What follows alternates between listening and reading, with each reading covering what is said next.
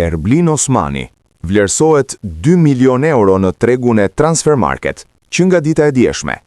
16 vjeçarit i mjaftoi debutimi me Bayern Munich në Bundesligë që të kishte rritjen e jashtëzakonshme. Mesfushori është pjesë e Gjermanisë U17, ndërsa me vlerësimin e ri është i 9-ti në listën e gjithë lojtarëve të lindur në vitin 2009. Tek ekipi U17 i Bayernit, ndërkohë është më i vlerësuari në treg. Vincent Kompany ja dha mundësinë e debutimit, pikërisht ndaj Union Berlin. Bayerni fitoi 4-0 në sfidën e 21 marsit, teksa Osmani mori vendin e Leon Goreckas në minutën e 87. Mesfushori mund të jetë opsion për Shqipërinë në të ardhmen.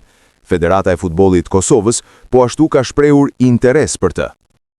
Kryetari i Federatës së Futbollit të Kosovës, Agim Ademi, ka reaguar menjëherë pas humbjes 1-0 ndaj Turqisë në finale të play-offit për Kupën e Votës 2026, duke theksuar krenarin për skuadrën dhe për kushtimin e lojtarëve.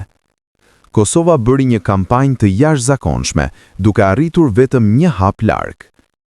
Jo çdo mbrëmje sjell rezultatin që e dëshirojmë, por çdo sfidë na bën më të fortë. Sonte, djemt tan dhan maksimumin në fush, me krenari dhe përkushtim për fanellën që përfaqëson një popull të tërë.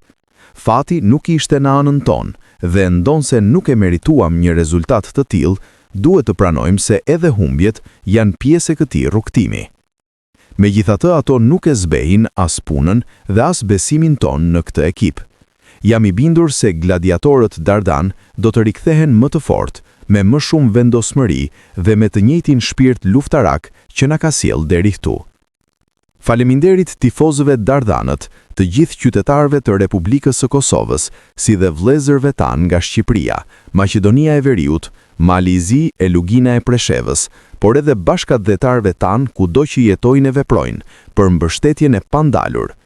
Kjo humbje dhemb, por qëndroj me kokën lart për gjithçka që kemi arritur. E ardhmja do të na sjellë shumë gëzime të tjera. Bashk vazhdojnë përpara, shkruan Ademi në rrjetet sociale.